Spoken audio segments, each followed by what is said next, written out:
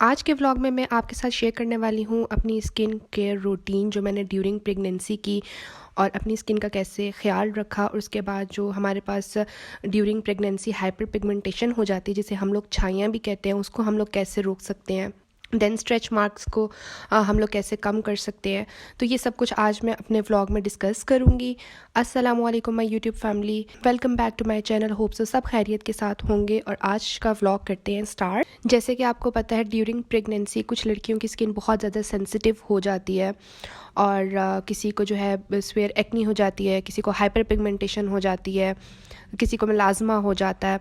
तो different conditions जो होती हैं वो प्रेगनेंसी में आ सकती है। और हम आपको भी पता है कि जैसे लड़कियां होती हैं वो सबसे ज़्यादा सेंसिटिव अपनी स्किन के बारे में होती है और इस दौरान वो कोई भी प्रोडक्ट यूज़ कर लेती हैं। आप हर चीज़ ड्यूरिंग प्रेगनेंसी अपनी स्किन पर नहीं लगा सकते हैं, क्योंकि वो आपके लिए और आपकी बेबी के लिए, दोनों के लिए जो है ख़तरनाक साबित हो सकता है। यहाँ पर अगर मैं अपनी स्किन केयर रूटीन के बारे में बात करूँ जो बहुत सिंपल सी है, नॉर्मल एक मैंने फेस वॉश रखा हुआ है, देन मॉइस्चराइज़र है और विटामिन सी सीरम रखा हुआ है जो मैं थ्रू आउट प्रेगनेंसी अपना यूज़ करती रही हूँ। सिंपल इज़ डैट कि आपने नॉर्मल प्रोडक्ट्स लेने हैं, किसी एक्सपेंसिव प्रोडक्ट्स की तरफ नहीं जाना, अपनी हाइजेनिसिटी को मेंटेन रखना है।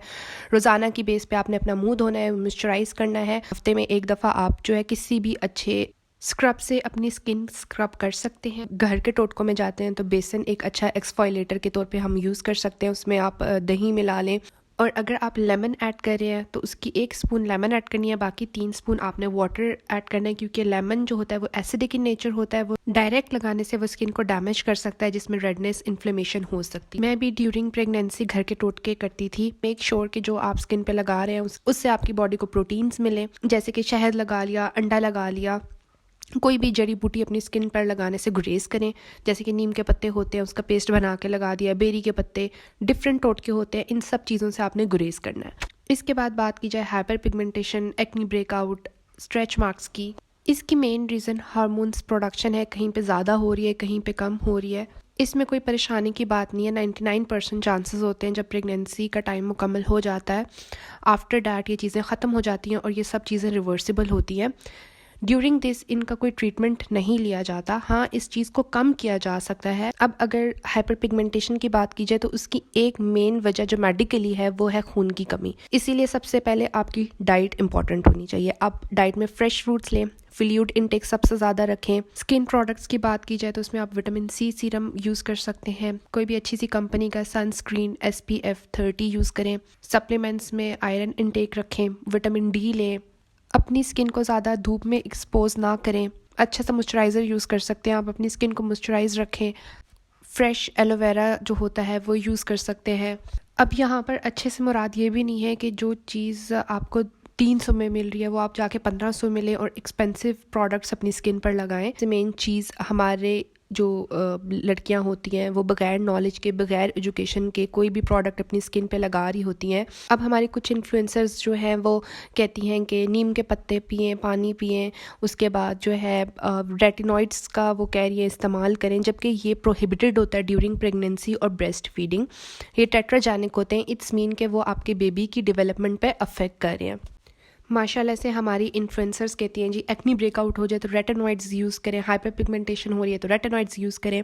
ऐसा कुछ भी आपने यूज़ नहीं करना है अपनी स्किन पे। अगर कहीं पे नीम का पानी आप देख रहे हैं, ब्रेस्ट फीड मॉम्स और प्रेग्नेंट वुमेंस ये नहीं यूज़ कर सकते, ये टेट्राजेनिक होते हैं। इवन दो वो लड़कियां जो प्रेगनेंसी प्लान भी कर रही हैं वो भी रेटिनॉइड्स इस्तेमाल नहीं कर सकती हैं ड्यूरिंग प्लानिंग। ये चीज़ें इतनी ख़तरनाक होती हैं।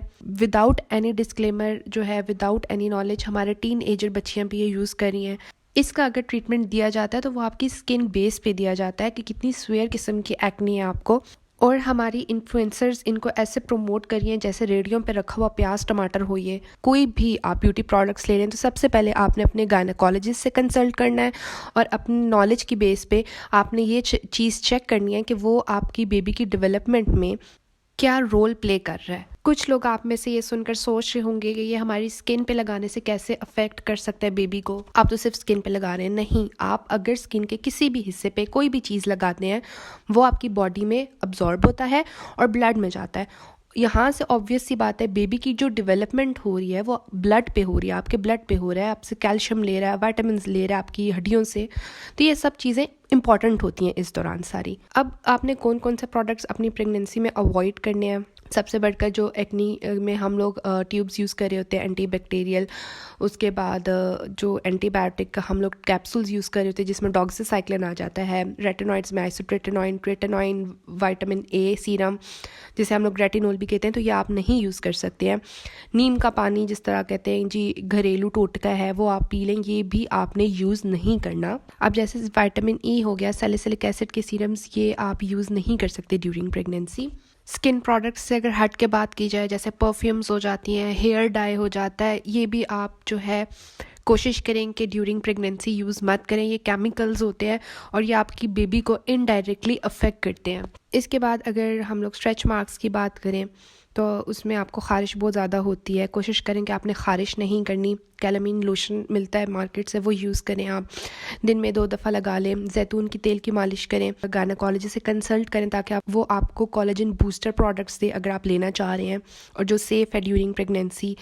देन आप अगर घर की बात करें तो आप एलोवेरा जो होता है, फ्रेश एलोवेरा, वो आप लगा सकते हैं। वो आपको सूदिंग इफेक्ट देगा, आपकी स्किन को मॉइस्चराइज रखेगा और वो बेस्ट चीज़ है।